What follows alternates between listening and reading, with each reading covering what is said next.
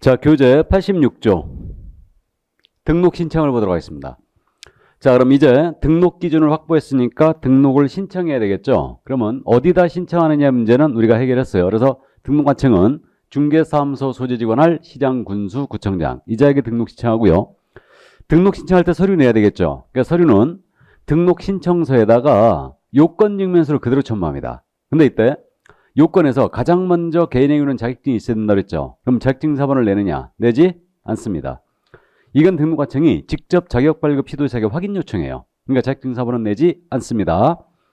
그 다음에 법인의 경우는 법인 등기상 증명서가 있는데 법인 등기상 증명서, 그 다음에 건축물 내장 같은 거 있죠.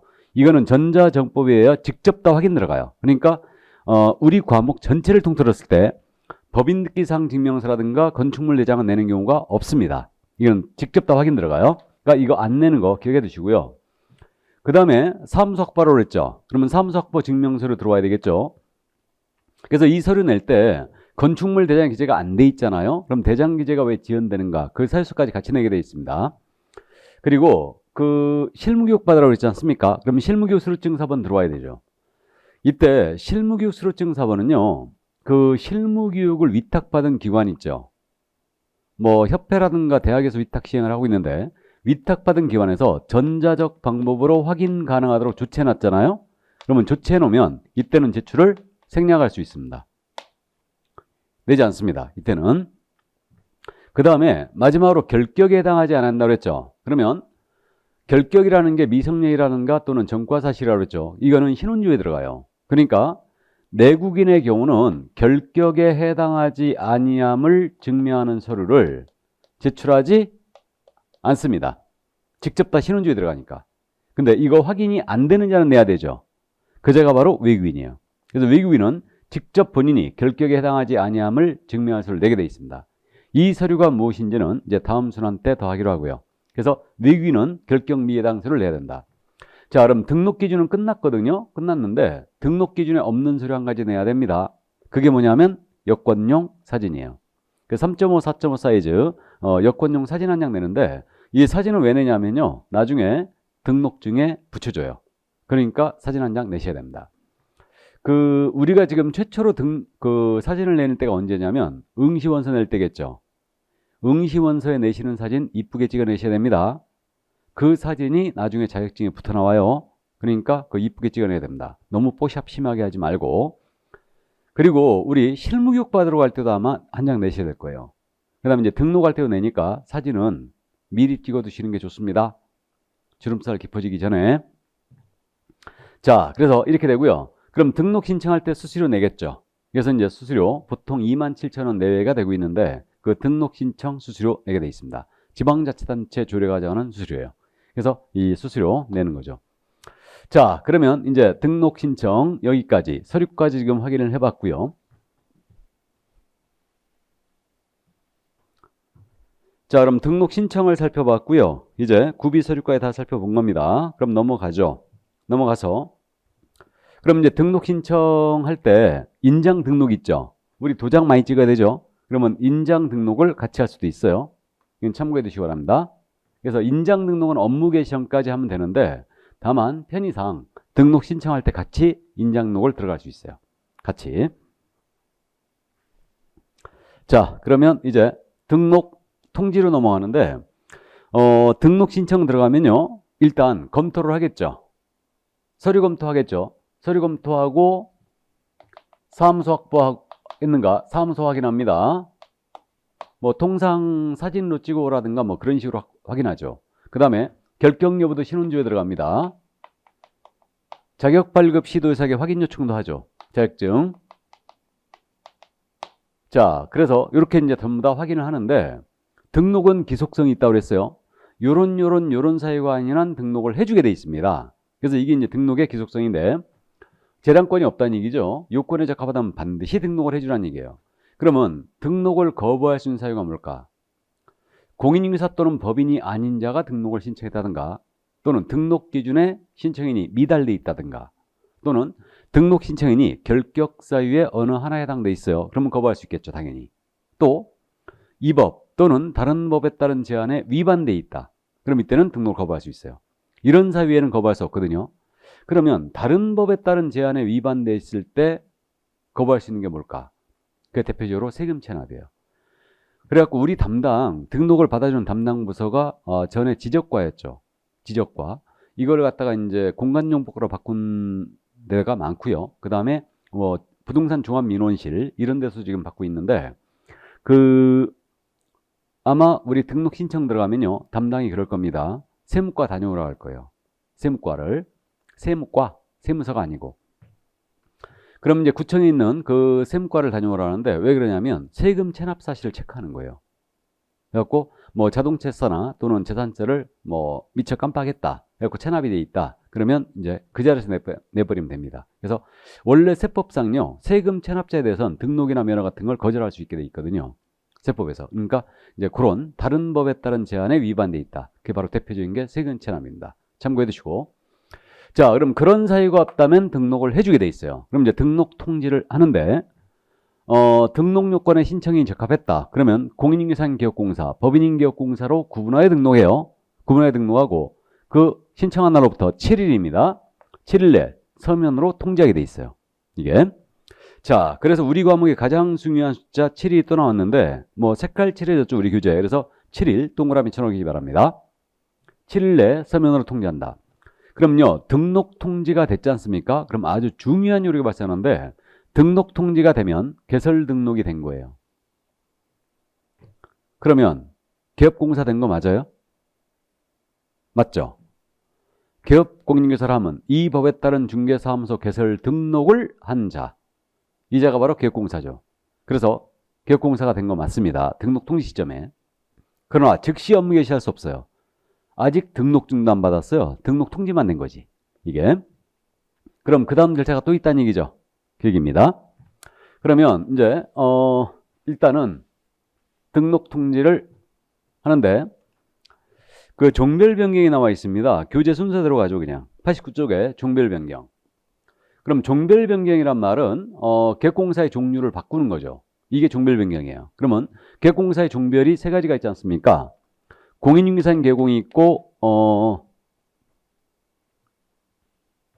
법인인 계획공이 있고 공인중개사인 기업공사가 있고 소위 중개인이 계시죠. 부칙기 중요한 계공. 그래서 이 세 사람의 계획공사가 인정이 되고 있는데 종별이 이들이 자리 바꾸면 하는 거죠. 공인인상 계공이 법인인 계획공사의 대표자라고 한답니다. 이거 종별 변경이래요. 법인의 대표자가 공인인상 계공으로 독립합니다. 역시 종별 변경이래요. 또 공인인상 계공이 중개인으로 갈 수 있나요, 없나요? 없죠. 중개인은 더 이상 탄생할 수 없으니까. 거꾸로 갈 수는 있죠. 중개인이 자격을 취득하여 공인인상 계공으로 갑니다. 그리고 중개인이 자격을 취득하여 법인의 대표자로 갑니다. 이것도 종별 변경이죠. 그럼 우리가 공부하는 건 종별 변경할 때 어떻게 하느냐, 이 방법론을 공부하는 거예요. 그럼 종별 변경의 대원칙은 등록을 다시 합니다. 등록 신청서 다시 내야 돼요.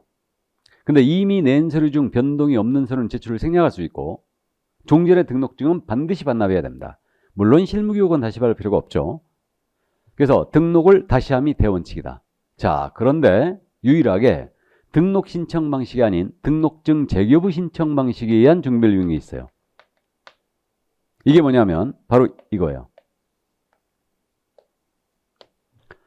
그럼 중개인이 공인인사 자격을 취득했어요. 그래갖고 공인인상기업공사로 종별 변경하는데 단 동일등록관청관할격 안에서 공인인상계획으로 업무를 계속한다. 그럼 이때는 등록관청에다가 등록증 재교부 신청하면 끝납니다. 이게 재교부 신청 방식이에요. 그러니까 예를 들어 그 용산구에 만약에 사무소를 두신 중개인이었어요. 이분이 자격을 취득하여 용산구 내에서 계속 업무를 한다. 공인인상계획으로.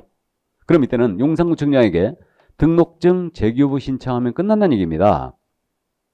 근데 이분이 이거 강남 불패라니까 나도 공인인계사야 해가지고 강남구에 가서 중개업을 공인인상계획으로 계속하겠다.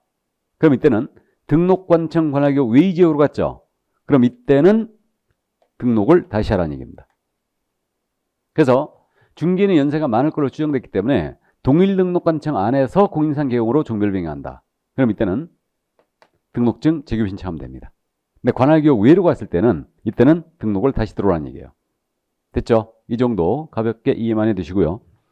자, 그 다음에 이제 이 등록사항이 있지 않습니까? 등록사항에 대해서는 공인중개사협회에다가 다음 달 10일까지 통보해 주게 돼 있어요.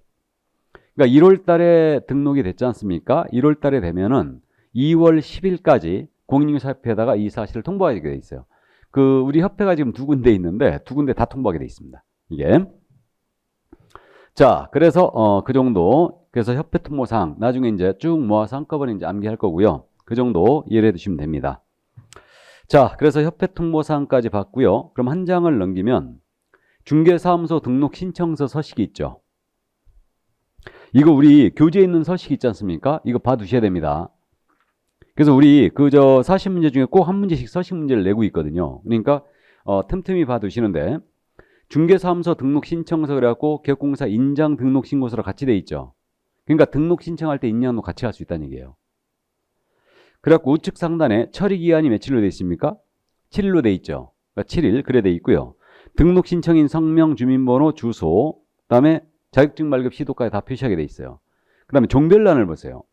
개공사 종별란을 보면 법인과 공인중개사만 있죠. 누가 빠졌어요? 중개인이 없죠. 그러니까 중개인으로서는 등록 신청 안 돼요. 그죠? 그러니까 법인과 공인중개사만 있죠. 그 다음에 사무소의 명칭이라든가 전화번호, 소재지 다 기재하게 돼 있는데 그러면 등록 신청할 때 상호를 미리 정해놔야 되겠네요. 그죠? 사무소 명칭 기재란이 있으니까. 자, 그래서 그 정도 등록 신청 서식이 이렇게 생겼다. 이 정도 이해해 두시고. 자, 그 다음에 옆에 페이지 91쪽에 등록의 효력서면이 나오지 않습니까? 효력서면이 나오는데 요거는 조금 이따 보죠. 조금 이따 보고 지금 등록 절차를 하고 있으니까 효력서면 부분은 조금 이따 보기로 하고 이제 그 다음 절차로 가죠. 그러면 등록 통지가 됐잖아요. 그럼 그 다음 절차가 어떻게 되느냐? 보증 세우라고 그랬죠. 그럼 보증 설정 제도로 넘어가는데 이 부분은 우리 교재 104쪽에 있어요. 104쪽 갔다 옵니다.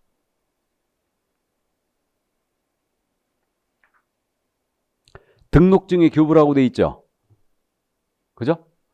그래가지고 그 등록증 교부 그래가지고 등록 처분 및 통지라고 돼 있지 않습니까?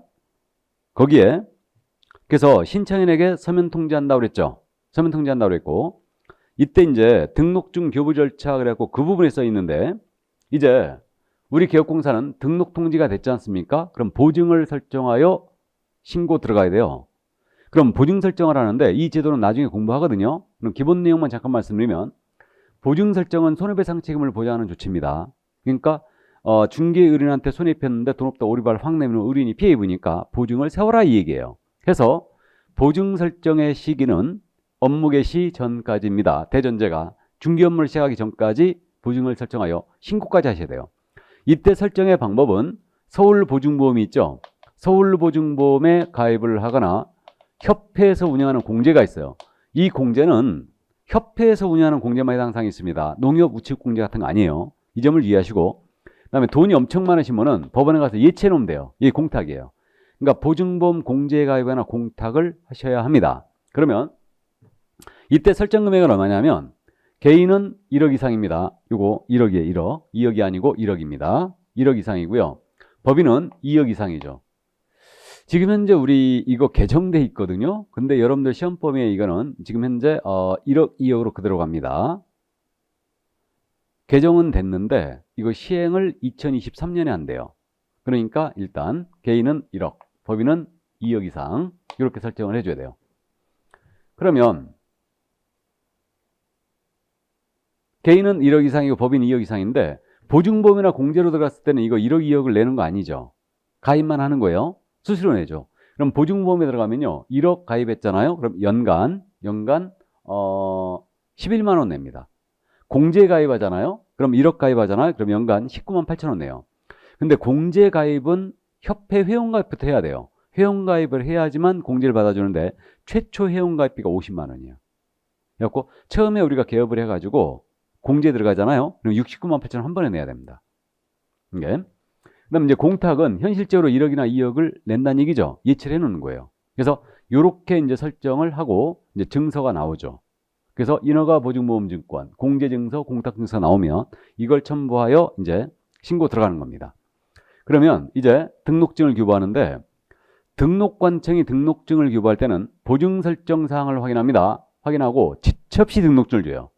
지첩시 주는데 이때 등록증 교부할 때는 중개사무소 등록대장이 있거든요. 이 등록대장에 기재하고 등록증을 내줍니다. 그럼 이 등록대장은요, 특별히 불가능한 사항이 없다면 전자관리하래요. 그러니까 온라인화 시키라는 얘기예요. 이 등록대장이 그럼 뭐냐면요, 개공의 제가 호적이라고 부르고 있어요. 이거 개공의 호적입니다. 그러니까 제가 등록을 했잖아요. 그러면 제 이력 카드가 하나 만들어지는 거예요. 그래갖고 내가 언제 등록을 했고, 휴업은 언제 했고, 사무소를 어디로 옮겼고, 누굴 고용했는지, 그다음에 업무정지 언제 먹었는지, 휴업은 언제 했는지, 이런 내용, 중개행에 사용할 도장은 무엇인지 모두 이 등록대장에 기록이 남아요. 그래갖고 내가 중개업을 하는 동안은 이 등록대장에 계속 주차입니다. 그러니까 호적 맞죠? 이거. 자, 그래서 이제 이렇게 등록대장 기재하고 등록증을 지첩시 교부합니다. 지첩시. 자, 근데 등록증을 받아갖고 오다가 택시에 놓고 다녀버렸어요. 갖다 놨는데 세탁기에 놓고 빨아버렸어요. 분실했거나 훼손했다. 그럼 재교부 신청할 수 있겠죠? 이때는 수수료 내야 될 겁니다. 그래서 등록증 재교부 신청할 때 역시 수수료를 냅니다. 자, 그러면 이제 등록증을 받았지 않습니까? 그러면 잘 보이는 곳에 걸어놓고 중개 업무 시작하면 됩니다. 자, 그래서 요게 바로 이제 등록의 절차 마무리가 된 건데 업무를 개시하면 되는 겁니다. 그럼 그 교재 지금 106쪽에 업무 개시라고 있죠? 이렇게 돼 있고, 그럼 중개사무소 등록증 서식이 105쪽에 있죠. 그러니까 등록증 서식 잠깐 보시는데 이게 A4 사이즈로 돼 있죠. 우측 상단에 사진 붙이는 날 있죠. 그러니까 사진을 내는 거예요. 이거. 그리고 이제 그 등록증에 성명, 생년월일, 개공의 종별 표시란이 있는데 거기 종별에는 법인과 공인인증사가 있고 법 제7638호 부칙 제6조 제2항에 따른 개업공사 이 말이 있죠. 이자가 누구예요? 이자가 중개인이죠. 그러니까 등록증 서식에는 중개인이 있어요. 그래서 중개인은 신고나 허가받고 되신 분들인데 전부 다 이 등록증으로 바꿔줬습니다. 근데 아까 등록 신청서 서식에는 중개인이 없었죠. 무슨 말인지 이해되세요? 등록증에는 있죠. 그래서 이런 차이가 있고 중개사무소의 명칭, 중개사무소 소재지, 그다음에 등록인장 찍는 란이 있잖아요. 그래가지고 이 등록증 서식에요. 도장 찍는 란이 있어요. 그래갖고 이 사무소에 쓰는 도장이 이거다 하고 딱 찍혀져 있습니다. 이게. 그러니까 사실상 인장 등록 있잖아요. 등록 신청할 때 같이 받습니다. 등록증 나갈 때 같이 받아버려요. 다. 여기다 찍어야 되니까. 사실상은. 자, 그럼 이제 이 정도 이해를 해주시면 되겠네요. 자, 그럼 이제 업무 개시 그 106쪽에 지금 있는데, 그럼 지금까지 한 내용을 잠깐 마무리 한번 해볼까요? 등록 절차를. 자, 이거 이제 받으시면 하시는데, 등록 절차 마무리하면 이렇게 되죠. 자격을 취득하고 사무소 확보하고 교육받았어요. 등록 기준 확보했습니다. 등록을 신청하죠. 그러면 신청한 날로부터 검토하고 요건에 적합했다. 등록을 통지하는 거죠. 며칠 내야 한다? 7일. 7일 내야 합니다. 그럼 등록 통지가 되면 여기서 개설 등록이 된 거라고 그랬죠? 개설 등록이 이때 된 거예요. 됐고요. 그 다음에 이제 등록 통지가 되면 보증을 설정하여 신고 들어가고 요 사항을 확인하고 지첩시 등록증을 내줍니다. 이게. 그래서 보증 설정 사항을 확인하고 지첩시 등록증이 나간다. 그러면 이때 이제 등록증을 보이는 곳에 잘 걸어놓고 업무를 개시하면 됩니다. 그러면 업무를 개시하기 전까지는 인장 등록 들어가야 되죠. 도장을 등록하셔야 됩니다. 그럼 도장은 언제서부터 할 수 있느냐? 등록 신청과 함께 할 수 있죠. 그래서 업무 개시전까지는 인장 등록 하셔야 됩니다. 업무를 개시하기 전까지는. 이해되시죠? 그럼 업무를 개시하기 위한 필요 충분 조건이 있죠. 이거는 세 가지를 충족해야 돼요. 인장 등록해야 되고 보증 설정하에 신고 들어가야 되고 증도 개시를 해놔야 돼요. 됐습니까? 한 가지라도 충족 못하면 업무 개시하면 안 됩니다. 이렇게 돼 있고, 그러면 등록 통지가 되면은 등록이 된 거예요. 그래서 이 등록이라는 것은 이제 등록이 됐으면은 이제 등록이 계속되고 있죠. 그러니까 이 등록이라는 것은 위법했던 것을 적법한 것으로 바꿔주는 하나의 요건, 적법 요건이고, 등록은 기속성이 있기 때문에 기준에 적합하다면 반드시 해줘야 되고, 등록은 한 번에 되면 등록은 영원하다. 갱신제도가 없기 때문에 영속성을 띠고 있는 겁니다. 이 정도 이해해 주시고요. 그럼 절차상 주의할 점은 등록을 신청한 날부터 7일 내 등록 통지만 하는 건데 등록 신청한 날로부터 7일 내 등록증을 교부해야 된다는 틀렸죠. 그죠? 그 점 이해해 두시고. 그 다음에 등록 통지가 됐잖아요. 그러면 업무 개시 언제까지 해야 되느냐. 이 시한에 대한 규정은 존재하지 않아요. 업무 개시 시한. 전에는 30일이 있었거든요. 중개법 시절에는. 근데 이거 삭제해버렸어요. 왜 그러냐면 우리가 사무소 확보해놓고 들어가기 때문에 임차료가 발생되고 있거든요. 빨리 개업해야 되거든요. 그러니까 이걸 둘 필요가 없었던 거예요. 그래서 근데 등록 통지를 받고 업무 개시를 언제까지고 안 해도 되느냐? 그건 아니에요. 휴업과 관련해서 3호를 초과하는 휴업을 할 때는 우리 신고하게 돼 있거든요. 그러니까 휴업 신고를 안 한다면 3개월 내에는 업무 개시해야 됩니다. 됐죠? 이 정도 이해해 두시면 되겠네요. 자, 그래서 이게 이제 등록의 절차였는데 뭐 이 정도 참고만 해 두시기 바랍니다. 자, 그러면 이제 등록증까지 다 받았고 업무 개시까지 다 살펴본 거예요. 그럼 이제 우리 등록 위반에 대한 사항을 볼까요? 거기 106쪽에 이중 등록의 금지 등 이 말 나와 있죠. 106쪽에 이게 등록 위반에 대한 사항이에요. 그러니까 등록 위반에 대한 사항은 주로 제재를 위주로 기억을 해 주시기 바랍니다. 등록증 양도 대여는 나중에 공부하는데 일단은 등록 위반에 대한 사항들 제재를 위주로 기억하는데 이중 등록 금지예요. 이중 속독 다 금지입니다. 그럼 법제 12조가 실려 있으니까 잠깐 읽어드릴까요? 법제 12조 1항 개업공사는 이중으로 중개사무소에 개설 등록을 하여 중개업을 할 수 없다. 이게 이중 등록 금지예요. 2항 개업공사 등은 다른 개업공사의 소속공사, 중개보조원 또는 개업공사인 법인의 사원, 임원이 될 수 없다. 개업공사 등이란 말 나왔죠. 동그라미 치시고 이것이 이중 소속 금지 규정이에요. 이것이. 자, 그럼 보겠습니다. 이중 등록 금지. 그럼 이중 등록이란 말은 등록이 2개 이상이라는 얘기죠. 등록이 2개 이상 이거 안 된다는 얘기야 다. 그러면 강남구에 등록을 했는데 서초구에 또 등록했어요. 그럼 이건 관할을 달리한 이중 등록이죠. 금지. 강남구에서 공인인계상 개공으로 등록했는데 법인인 개업공사로 또 등록하는 거예요. 그럼 종별을 달리한 이중 등록입니다. 그럼 이것도 금지. 그럼 관할을 달리하든 종별을 달리하든 이중 등록은 전면 금지입니다. 물론 실무적으로 지금 전자관리하기 때문에 다 체크돼 버립니다. 그러니까 이중 등록 할 일이 거의 없는 건데. 자, 그럼 이중 등록에 걸렸잖아요. 제재를 기억하는데 양쪽 다 등록을 반드시 취소해 버립니다. 그러니까 등록을 취소해야 한다 이렇게 돼 있어요. 이걸 저는 뭐라고 부를 거냐면 필요적 등록 취소라고 부를 거예요. 이 필요적 등록 취소를 저는 줄여서 필취라고 부를 겁니다. 반드시 등록 취소. and 이중자에 걸렸죠. 그럼 1-1이에요. 1년 이하에 기억 또는 1,000만 원 이하 벌금에 처합니다. 1이 2개, 이중. 그래서 1-1로 처벌한다. 자, 그래서 이중등록 금지, 필취의 1-1이다. 다음, 이중소속 금지. 이거는요, 이중소속이라고 그랬잖아요. 이거는 이 소속이란 말이 2개 이상의 중개사무소에 소속하는 걸 얘기하는 거예요. 그러니까 속된 말로 중개사무소 양다리 걸치는 거죠. 이거 안 된다는 얘기입니다. 이게 이중소속 금지예요. 그러면 이중소속의 실태를 보게 되면 이렇게 되지 않습니까? A가 중개사무소 열었는데 영업이 잘 안 돼요. 그래가지고 다른 개업공인인계사의 소속공인사나 중개보조원이 되는 겁니다. 이거 안 된다는 얘기죠. 또 이분이 법인의 임원사원을 겸직하는 거예요.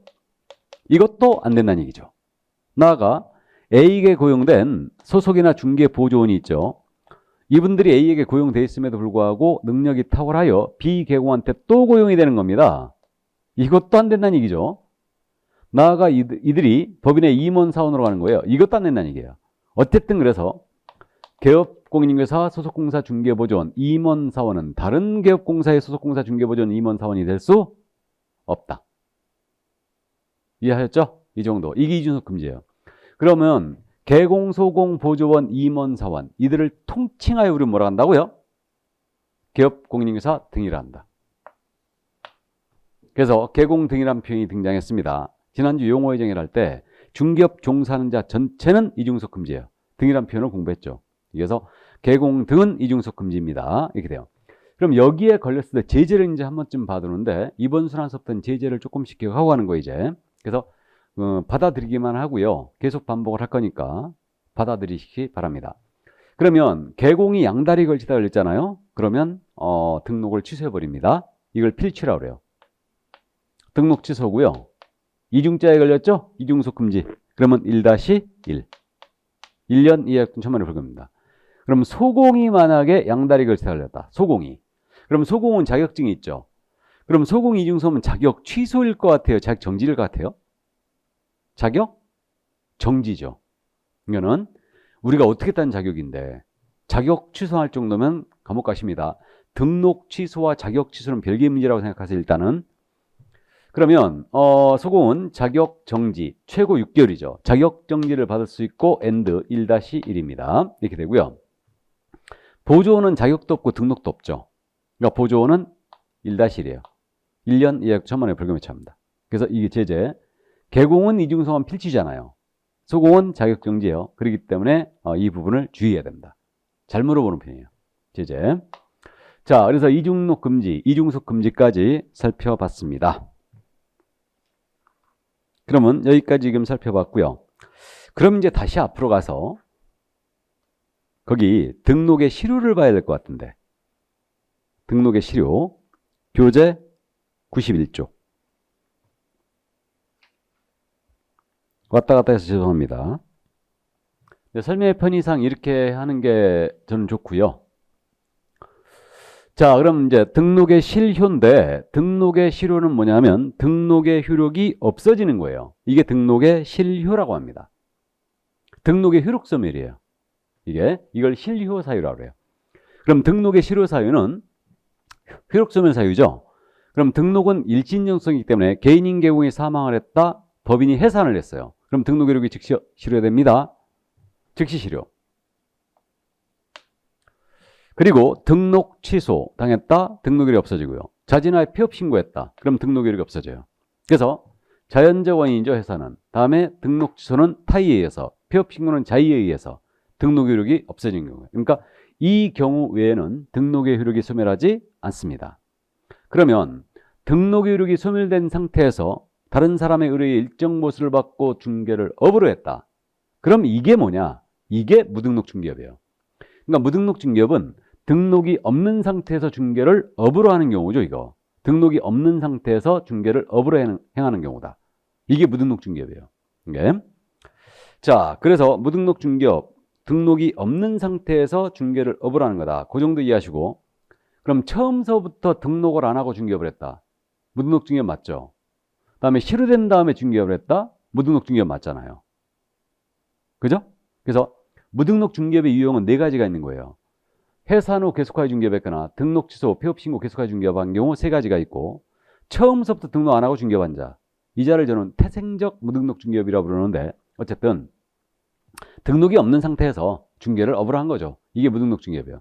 그럼 우리는 무등록 중개업에 대한 효과를 조금 기억을 해 두셔야 되는데 이 무등록 중개업 관련 판례가 쭉 있거든요. 근데 이거를 제가 우리 교재를 아직 다 못 읽어봐갖고 이 판례들을 다 못 찾았는데 우리는 무등록 중개업에 대한 처벌만 지금 교재에 써 있죠.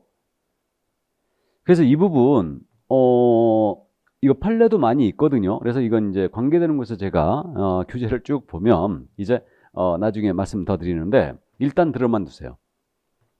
무등록 중개업에 걸렸잖아요. 그럼 그 효과에 대한 부분인데 이게 무등록 중개업에 걸리면 우리 법상 최고의 처벌이 나가요. 우리 법상 최고의 처벌이 뭐냐면 3년 이하의 징역 또는 3천만 원 이하의 벌금에 처합니다. 이게 3-3이에요.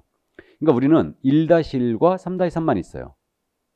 1년 이하의 적던 1,000만 원의 벌금과 3년 이하의 징역 또는 3천만 원의 벌금이 있습니다. 그래서 무등록 중개업은 3-3으로 처벌해요. 최고의 처벌이죠, 이게.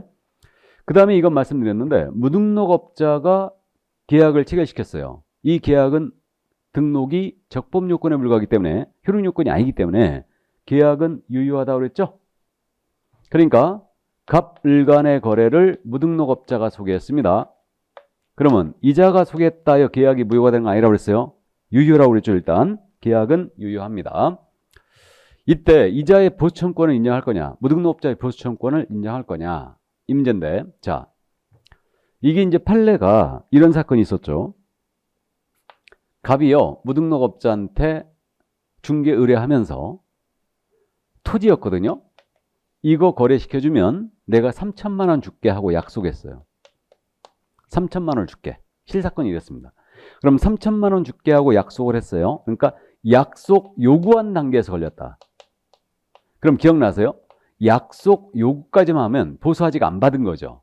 그럼 이건 중개업 자체가 아니라고 그랬죠. 그럼 약속 요구한 단계에서만 이게 걸리게 되면 이거는 처벌 대상이 되지 않습니다. 중개업 자체가 아니니까. 그죠? 근데 이제 자 보세요. 3천만 원 이거 이제 거래시켜 줬어요. 그럼 지급해야 되는데 안 줍니다. 그럼 무등록업자가 3천만 원을 달라 하고 갑을 상대로 지급 청구할 수 있을까 없을까요? 이건 당연히 없겠죠? 무등록업자를 법이 도와줄 수는 없잖아요. 그러니까 지급 청구 안 돼요. 안 되는데 갑이 지급했어요. 그래 고생했어 하고 3천만 원 지급했습니다. 지급하고 났는데 무등록 중개업을 한 자인 사실을 알게 된 거예요. 그러니까 갑이 그럽니다. 너 무등록업자니까 이 3천만 원 반환해 그런 거예요. 그럼 이때 3천만 원 돌려줘야 될까요? 안 돌려야 될까요? 이게 돌려줘야 된다, 안 돌려야 된다. 판례가 서로 상충되는 판례가 있었거든요. 근데 판례가 이렇게 충돌하게 되면 대법원에서 전원합의체 판결을 열어요. 그러니까 대법관 전원이 모여가지고 판례를 정리를 해버립니다. 그래갖고 대법관 전원이 모여서 이제 전원합의체 판결로 정리를 했는데 우리 등록 규정, 중개 보수 규정이 강행 규정이래요. 그렇기 때문에 무등록 중개업을 하는 자가 중개 의뢰인과 체결한 중개 보수에 관한 지급 약정이 있죠. 이건 무효래요. 알아두셔야 됩니다. 무등록 중개업을 하는 자가 중개 의뢰인과 체결한 중개 보수 지급 약정 이건 무효다. 그럼 무효인 약정에 근거해 3천만 원 받았죠? 그럼 반환해야 돼, 안 해야 돼요? 반환해야 됩니다. 그죠? 그러니까 결론이 무등록업자의 보수 청구권은 부정한다는 얘기죠. 인정 안 합니다. 네. 자, 그 다음에 이제 무등록 중개업자의 업무를 형법상 업무방해죄의 보호 대상이 되느냐 이 문제가 있어요. 이게 있는데 이 사건이 어떤 사건이었냐면 이 사건이었습니다. A의 중개사무소로 돼 있는데 갑이 사장님이셔요. 이거 뭔지 아시죠? 갑이 A로 하여금 자격증 걸게 하고 중개 업무를 하고 있다는 얘기죠. 지금 이렇게 되는데 갑이 도장을 막 찍어댑니다. 그러니까 A가 겁난 거예요. 그래갖고 나 자격증 뺄래 이런 거예요. 그러자 갑이 뭔 얘기야 2년 걸어주기로 했는데 이거 못 뺀다 그런 거예요. 그러니까 안 빼주니까 이 A가 등록관청에 가갖고 폐업 신고를 해버린 거예요. 중개업에 폐업 신고해버렸어요. 중개업 못하게 됐죠. 그러니까 이 갑이 A를 상대로 업무방해죄로 고소했어요. 업무방해죄로 내 업무를 방해했다. 나는 이게 대법원까지 간 이유를 당최 이해할 수가 없는데 여러분들이 법 상식적으로 봤을 때요. 이자의 업무는 보호할 가치가 있어요 없어요? 없죠. 근데 이게 대법원 판결이거든요 지금. 대법원까지 갔다는 게 이해가 안 되는데 그러니까 이 자격증 폐업 신고해버린 이 A를 처벌하겠다고 대법원까지 간 거예요. 이 검사가 무슨 생각으로 여기까지 끌고 왔는지 잘 모르겠는데 어쨌든 대법원에서 뭐라고 그랬냐. 이거 무자격자죠 지금. 무자격자의 업무는 우리 법상 처벌 대상이 되는 거다. 그러니까 주도적으로 이자가 운영했잖아요 지금. 그러니까 이자는 처벌 대상이 된답니다. 처벌 대상이 되는 거고 범죄 행위에 해당한다는 얘기죠. 그렇기 때문에 이자의 업무는 형법상 업무방해죄의 보호 대상이 되지 않는다 그랬어요. 그래서 이 사건에서 무자격자가 주도적으로 운영하는 형식으로 동업을 했다. 이것은 이자의 업무는 처벌 대상이 된다. 따라서 업무방해죄의 보호 대상이 되지 않는다라고 했습니다. 그래서 이 판례 일단 이해해 주시고 그 다음에 이제 무등록 중개와 관련된 판례가 더 있습니다. 더 있는데 어쨌든 나중에 이제 차츰 더 하기로 하고 무등록업자를 신고고발했잖아요. 그럼 신고고발하면 포상금 건당 50만 원 받을 수 있어요. 이게 무파라치예요. 무파라치. 나중에 포상금제에서 다시 나옵니다. 그래서 이 정도 이제 이해해 주세요. 그러니까 무등록 중개업은 등록의 실효와 필연적으로 연결돼 있어요. 자, 그러면 무등록 중개업에 대한 내용을 봤습니다. 교재에 있지는 않지만 이 판례들 조금 언급을 하고 이제 넘어갑니다. 이거는 자, 그러면 이제 등록의 결격 사유가 등장하고 있죠? 그러면 등록의 결격 사유 1로 들어갑니다. 우리 법 제10조예요. 자, 결격 사유는 매번 출제합니다. 자, 그럼 법 제10조가 있으니까요. 10조 1항, 2항, 3항 정도만 읽어드리고 시작합니다. 10조 제1항. 다음 각 호에 어느 하나에 해당하는 자는 중개사무소에 개설 등록을 할 수 없다. 개설 등록을 할 수 없다 이 밑줄이에요. 그럼 개공이 될 수 없다는 얘기죠. 그래서 1호서부터 12호까지 지금 나와 있고요. 자, 쭉 내려가서 2항, 동그라미 2가 2항이죠. 제1항, 제1호부터 제11호까지의 어느 하나에 해당하는 자는 소속공사 또는 중개보증이 될 수 없다. 밑줄 쫙. 소속공사 또는 중개보증이 될 수 없다. 다음 3항, 등록관청은 밑줄이에요. 등록관청은 개업공사, 소속공사, 중개보조원 및 개업공사인 법인의 사원, 임원, 이하 개업공인사 등이란다. 나왔죠? 개업공사 등이란 표현은 개공, 소공, 보조원, 임원, 사원을 얘기한다. 중개업종사 전체. 이들이 제1항 제1호부터 제11호까지의 어느 하나에 해당하는지 여부를 확인하기 위하여 관계기관에 조회할 수 있다 그랬죠? 조회할 수 있다 밑줄자. 그러니까 결격 여부를 등록관청이 신원 조회할 수 있는 겁니다. 됐습니까? 자, 그러면 거기까지. 그러면 지금 그 결격의 효과를 지금 읽어봤거든요. 그래서 결격의 효과는 일단 거기 94쪽으로 갑니다. 거기에 지금 살짝 써 있는데, 자, 먼저 들으시죠.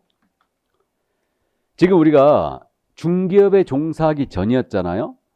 그러면 10조 제1항에서 뭐라고 그러냐면 결격사유 전 중개사무소에 개설 등록을 할 수 없다고 했어요. 10조 제1항에서는. 그럼 개설 등록을 할 수 없다는 얘기가 결격사유자는 등록을 할 수 없다는 얘기예요. 그러면 개공이 될 수 없다는 얘기죠. 그 다음에 10조 제2항에서는 소공사 중개보증이 될 수 없대요. 그럼 임원사원은 될 수 있느냐? 임원사원도 당연히 될 수 없습니다. 그럼 결론적으로 중개업에 진입하기 전이었다면은 결격사유자는 이거 개업공인중개사 등이 될 수 없다라는 얘기죠. 중개업 진입 전이라면. 그죠? 이 얘기예요. 그럼 중개업에 진입한 후에 결격에 해당하면 어떻게 할 거냐? 중개업에 진입한 후에 결격에 해당되면, 자, 요 내용은 이제 우리 교재 뒤에 있어요. 먼저 들으세요. 그러면 중개업에 종사하다가 결격사유에 걸리면 어떻게 되느냐? 개공이 만약에 중개업에 종사하던 중에 결격사유에 해당됐잖아요. 그럼 이자의 등록을 취소합니다. 필취. 개공은 등록 취소예요. 그러면 소속이나 중개보조원이 중개업에 종사하던 중에 결격에 해당됐다. 그럼 이들을 고용한 개업공사 있죠. 이들을 해고해야 되겠죠. 해고. 그러면 유예기한은 2달을 줬어요. 2달. 2달 내 해소를 할 것 이랬습니다. 이건 해고하라는 얘기예요. 2달 내 해고하라는 얘기입니다. 그럼 해고를 안 하면 어떻게 되느냐? 2달 내. 그러니까 직원인자의 결격을 2달 해소 안 하면 이때는 개공이 업무정지 먹어요. 6월 이하의 영업정지죠. 6개월 이하의 영업정지. 물론 이제 자격정지든 업무정지든 최고는 6개월이에요. 그래서 6개월 이하의 업무정지를 받을 수 있고요. 그러면 임원 사원인자가 결격에 해당됐잖아요. 그럼 임원 사원이 결격에 해당되면 이 결격 임원을 해임을 해야 되겠죠. 역시 유예기한은 2달 줬어요. 2달 내 해소를 하라 이랬죠. 해임하라는 얘기예요. 자, 그러면 해임을 2달 내 안 하면 어떻게 되느냐? 안 하면 이건 법인이 결격이에요. 그러니까 법인의 등록을 취소해버리죠. 법인의 등록 취소요. 둘이 차이가 있죠, 지금. 그러니까 소공이나 보조원이 결격에 해당되면 2달 내에 해소해야 하는데 이건 업무정지예요. 근데 임원 사원인자의 결격을 2달 내에 해소 안 했다. 이때는 법인의 등록 취소해버립니다. 그래서 결국은 중개업 종사한 후에 결격에 해당되면 중개업을 떠나라 이 얘기죠. 해서 결격사유 규정은 중개업 종사를 막는 최소한의 제도적 장치예요. 그러니까 결격사유에 걸린 자는 중개업 종사 금지입니다. 그래서 그 교재 94쪽에 양괄호 2번에 결격사유 등의 의미가 그래서 이제 그렇게 써 있는 거예요. 자, 그러면 이제 그 정도 일단 이해해 주시고 이제 각각의 결격 사유로 들어갑니다.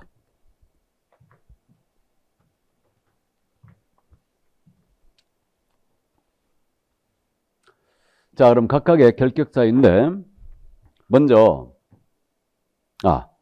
요거는 뭐 말씀드렸으니까 우리가 조문 읽어봤는데 등록관청은 결격 여부를 관계기관에 조회할 수 있다고 그랬죠? 신원조회. 누가 할 수 있다고요? 등록관청이 조회할 수 있다고 그랬습니다. 그러면 이제 각각의 결격사유인데 첫 번째 덩어리가 제한능력자예요. 그러니까 저는 제한능력자로 지금 이걸 묶었는데 거기 그저 우리 교재 94쪽에 미성년자와 피성년 후견인, 피한정 후견인 있죠. 이 세 명. 이들의 공통점이 민법상 제한능력자죠. 이들이. 자, 그래서 법률적 능력이 제한되는 자들이에요. 그래서 이 세 명이 바로 첫 번째 제한능력자 결격입니다. 그러면 미성년자는 만 몇 세 미만이에요? 만 19세 미만이죠. 19세 미만자다. 그럼 18세까지가 미성년자고 19세는 성년이 되는 거예요. 그럼 민법에서 말이에요. 미성년자가 만 18세가 되면 법정 대리인 친권자의 동의를 받아서 혼인하고 약혼할 수 있거든요. 그러면 미성년자가 혼인을 했다. 그럼 민법상으로 이건 성년으로 의제합니다. 성년 간주예요. 그럼 혼인한 미성년자는 성년으로 민법은 간주하고 있는데 성년 의제된 미성년자가 중개보증 근무가 되느냐 이 문제가 있죠. 근무할 수 있게 없게요? 없습니다. 우리는 여전히 애 취급하는 거예요. 그러면 성년 의제 인정하지 않는다는 얘기죠. 그럼 미성년자가 결격사에 벗어나기 위해서는 결국 나이를 쳐 드시는 수밖에 없습니다. 그래서 성년이 되는 수밖에 없어요. 이게 유일하게 벗어나는 길이에요. 미성년자는. 자, 그 다음에 이제 피한정 후견이거든요. 피한정 후견. 말이 참 어렵던데 이 피한정 후견은요. 질병, 장애, 노령, 기타 정신적 제약이에요. 질병, 장애, 노령, 정신이 오락가락한다는 얘기죠. 사무처 능력이 부족한 자로서 오락가락하는 거예요. 부족한 자로서 한정 후견 개시의 심판을 받은 자를 얘기합니다. 그러니까 포인트가 피한정 후견은 법원으로부터 한정 후견 개시의 심판을 받아야 돼요. 그래야 피한정 후견이 됩니다. 그러면 사무처 능력이 부족한 자는 결격이 아닙니다. 그죠? 자, 그래서 한정 후견 개시 심판을 받은 자를 얘기한다. 그러면 피성년 후견인은요, 이 피한정 후견인보다 조금 더 심각한 지경에 이른 자죠. 그래서 야는 질병 등 정신적 제약으로 인하여 사무처력 능력이 지속적으로 결여된 자예요. 그러니까 항상 정신이 나가 있는 자입니다. 이 자로서 가정으로부터 후견 개시의 심판을 받은 자를 얘기해요. 성년 후견 개시 심판을 받은 자죠. 이 자가 피성년 후견이에요. 자, 그래서 결국은 이 세 명 이제 결격인데, 그럼 피한정 피성년 후견이 결격사에서 벗어나기 위해서 어떻게 되느냐? 야는 법원의 심판에 의하여 피한정 피성년 후견이 됐죠. 그러니까 야는 법원으로부터 종료 심판 받아야 돼요. 종료 심판 받으면 즉시 벗어나게 됩니다. 그래서 있잖아요. 피성년 후견인이 가정법원에 정신병원에 꾸준한 치료를 받았어요. 정신력을 회복했거든요. 그렇다 하더라도 종료 심판 안 받으면 여전히 피성년 후견입니다. 그래서 이 세 명 형식적으로 일정해요. 야는 나이를 먹어야 되고 얘는 종료 심판이 돼야지 벗어나게 된다. 됐습니까? 자, 그런데 여기서 이제 갑니다. 좀만 더 가는데 그 민법을 보면요. 피특정 후견인이 있거든요. 피특정 후견인. 이 자가 있는데 피특정 후견인은 질병, 장애, 노령, 정신적 제약으로 인하여 일시적 후원이 필요한 자라든가 또는 특정 사무에 대해서 후원이 필요한 자로서 가정으로부터 후견 개시의 심판을 받은 자를 얘기합니다. 피특정이 이거예요. 그럼 피특정 후견은 결격이 아니게요? 아닙니다. 그래서 야는 결격사에 해당하지 않습니다. 주의해야 됩니다. 결격에 해당하지 않는다. 이 자는. 그래서 피특정 후견은 일시적 후원이라든가 특정 사무에 관한 후견 개시 심판을 받은 자를 얘기하는데 얘는 결격이 아닙니다. 이 점 이해해 두시고. 자, 그 다음에 이제 파산 선고를 받고 복권되지 않은 자를 했어요. 95쪽에. 이 자를 저는 파산자라고 부르고 있는데 이 파산자는 채무자 회생 및 파산하는 법률이 있거든요. 이 법에 따라 파산 선고를 받은 자를 얘기합니다. 그래서 완전한 경제적 무능력자를 말하죠. 파산 선고를 받은 자. 그럼 이거 은행에서 쓰는 신용불량자는 당연히 결격이 아니라는 거 알아봤어요. 파산자여야 됩니다. 개인회생 들어보셨죠? 그럼 개인회생 절차 중에 있는 자거든요. 당연히 결격이 아닙니다. 파산자가 결격이에요. 개인회생과 파산은 틀리죠. 파산은 완전한 경제적 무능력자 돼버린 겁니다. 그 개인회생은요. 뭐 개인의 워크아웃 비슷한데 정기적 수입이 있는 자로서 개인 회생계획 인가 떨어지면요. 법원에서 때리죠. 회생계획 인가를 해주면 자기 채무의 80%에서 85%를 면제를 받고 나머지 20%에서 25%를 이제 이 15% 정도를 3년을 기한으로 해서 정기적 수입에서 갚아나가는 거예요. 그러니까 정기적 수입이 있으면 절대 파산이 안 돼요. 이거는. 그래가지고 이제 요 회생계획 인가대로 따랐다. 절차대로 따랐다. 그러면 얘는 정상인으로 이제 완전 복귀가 되는데 공식적으로는 개인 회생 절차 있는 자도 정상인과 비슷하다고 보시면 돼요. 근데 이제 비공식적으로는 은행이나 카드사에 대출 안 해주겠죠. 그래서 개인 회생은 결격이 아니라는 걸 주의하셔야 되고 그럼 파산자가 결격인데 이 파산자가 그럼 결격사에서 벗어나기 위해서 어떻게 되느냐? 얘는 복권이 돼야 돼요. 복권이 돼야 됩니다.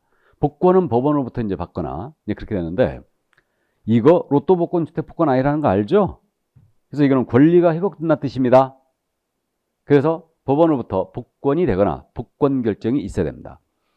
그러면 파산자가 말이에요. 로또 복권에 당첨이 돼요. 채무의 전부를 변제합니다. 금 10억이 남았어요. 그렇다 하더라도 복권이 되지 않으면 여전히 결격입니다. 맞죠? 자, 그래서 이 정도 이해해 두시고. 그래서 이 네 명 있지 않습니까? 뭐 우리가 실수 안 하면 그냥 맞출 수 있거든요. 근데 여기서 말이에요. 이제 참고인데 우리 교재는 뒤에 이게 이제 설명이 돼 있는데 응시 결격과의 관계를 이거 이해를 하고 있어야 돼요. 시험을 못 보는 자. 이걸 저는 응시 결격이라 불러요. 응시 결격. 이건 등록의 결격이거든요. 그러니까 일반적으로 결격 그러면 이걸 얘기하고요. 응시 결격은 시험을 못 보는 자를 얘기합니다. 그럼 시험을 못 보는 자 2명 있죠. 공인중개사 자격을 취소당하고 3년이 경과되지 아니한 자가 있고요. 컨닝하다 걸린 자, 시험 부정의자죠. 얘는 몇 년? 5년입니다. 그러면 이 2명을 제외하고는 전부 다 시험 볼 수 있다는 얘기예요. 그러니까 우리 법 태도가 짐작이 능히 됩니다. 우리는 전문 자격증이니까 시험은 능력이다면 두 사람을 제외하고는 다 봐라 이거죠. 그러니까 미성년자든 외국인이든 전과가 있든 관계없이 다 볼 수 있다는 얘기예요. 이게. 그러나 여기서 잡겠다라는 얘기죠. 이해되세요? 그럼 미성년인 상태에서 자격을 취득할 수 있죠. 하지만 성년 될 때까지 기다리라는 얘기예요. 파산자 상태에서 자격을 취득할 수 있죠. 하지만 얘는 복권될 때까지 중개부 종사는 금지하고 있는 거죠. 피성년 후견인 시험 볼 수 있을까 없을까? 시험 볼 수 있죠. 이론적으로. 피성년 후견인이 정신병원을 치료받아갖고 정신을 회복했어요. 근데 종료심판이 안 된 거예요. 그러면 여전히 피성년 후견이죠. 시험 볼 수 있죠. 야는 더 잘 볼 거예요. 머리에 든 게 없으니까 아주 수업 내용을 쏙 써가지고 흡수할 겁니다. 이게. 자, 그래서 그러면 여기서 이제 주의할 점이 그겁니다. 파산자는 공인중개사는 될 수 있지만 소속 공인중개사는 될 수 없다. 이거 알아보시겠어요? 공인중개사가 될 수 있다는 말은 시험을 볼 수 있다는 얘기죠. 하지만 얘는 중개업종사는 금지예요. 소속공사 중개보조원, 기업공사 임원사원은 될 수 없습니다. 맞았죠? 여기까지.